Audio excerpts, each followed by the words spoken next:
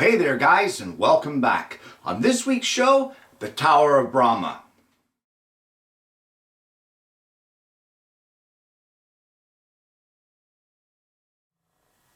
Well, if you don't know what the Tower of Brahma is, it looks just like this. And what it is a puzzle game. And it's one of those things that until you start trying to do it to figure it out, you don't really understand how addictive it can be. And it's a very simple project. We're going to be making it almost exclusively on the scroll saw today. And it all starts off with some 1/2-inch plywood. Well, the first thing that we need to do for this project is lay out the base. And we're going to start with a compass here, and we're going to set it to a 3.5-inch radius, which will yield us a 7-inch circle. So we'll just set this to 3.5. There we go. Just like that. And we're going to draw one circle. Now we're going to try to draw it as close to the edge as we can here, just to save on stock. So there we go. And we'll make sure that we get a good marking of our center line or our center point, because we will need that in just a bit. So we're going to take our center line here and we're going to draw a 7-inch circle, just like that. Now, at any point in time over on this side now, you come to any edge and you can draw one little arc, just like this, and that will give you the center point of your next circle. You just have to make sure that you're going to clear the bottom, just like that. So we'll line up anywhere on this arc, make sure that we're going to clear the bottom. We're going to make sure that we give a good mark there because we're going to need it. And we'll draw another 7-inch circle, just like this. Well, in order to get your third circle, you basically come up on a 45, somewhere on the first circle here, just like this. You do the same thing on this circle, and that will give you your center axis point for the third circle.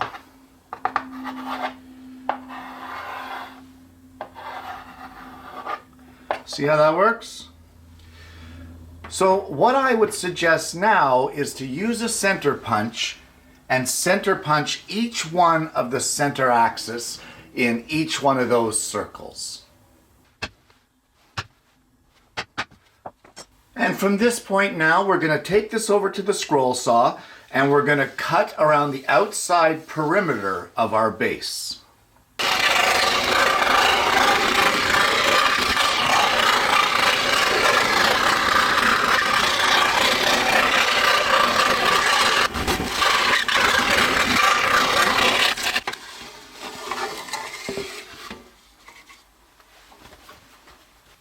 Well, now that you have the base cut, you can put that aside for just a minute, and we have a couple other pieces that we need to make. So we're going to use up our square that our base came out of to start with, because we need to draw out and cut 6 circles. And they will start off at 1 inch in diameter, and then they will go to 2 inches, 3 inches, 4 inches, 5, and 6.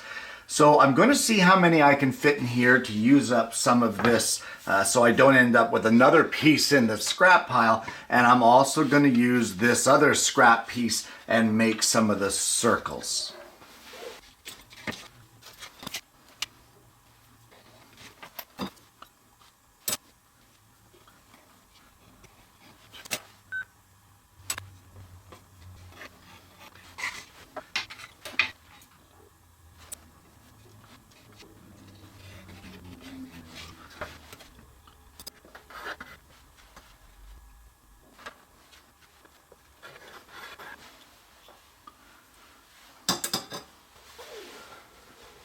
And once you get those laid out, just as we did on the base, we're going to center punch all of the center axis of these discs.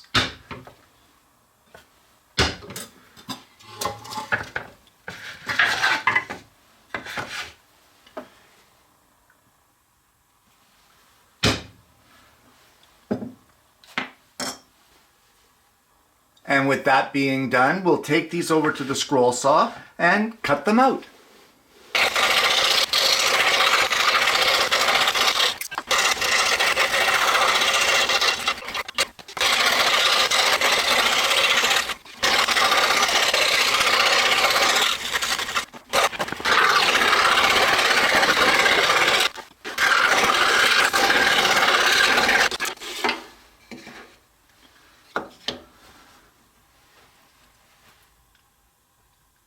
And now we're going to take them over to the belt sander and clean up any of the imperfections on the edges of the circles.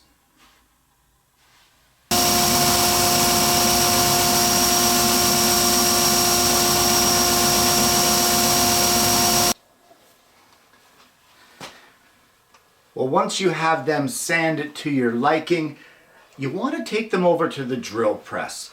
And in each one of our 6 circles, right in that center where you center punched, we're going to drill a 3/8 diameter through hole in each one of them.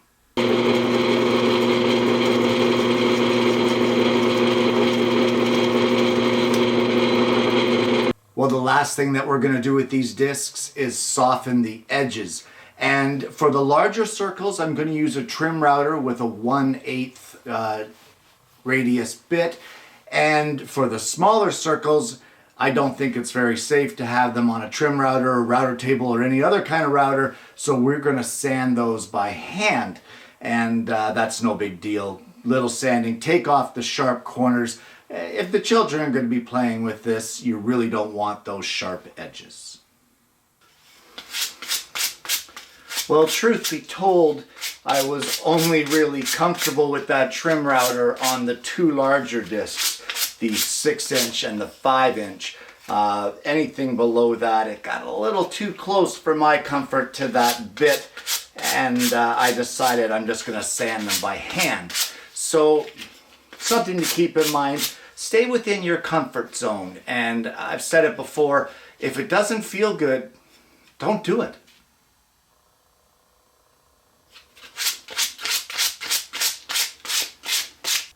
Well, the next step that you want to take is you want to get your base.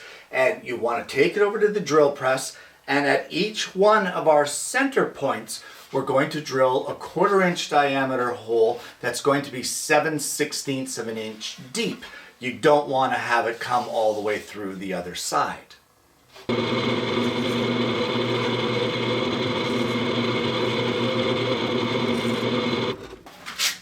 Now, just as you did on all of the discs, you want to soften the edges around all of the outside perimeter and give it a good surface sanding.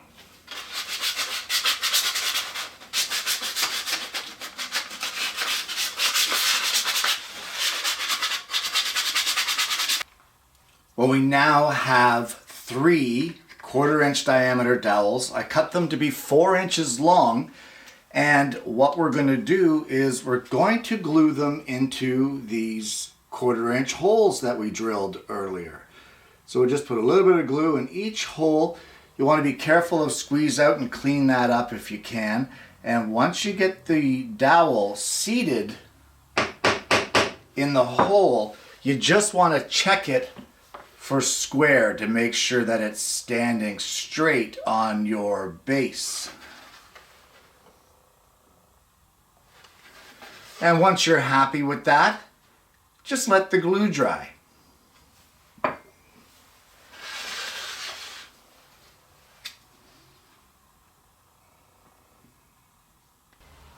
And at this point in time, we're done. But what do you do with it?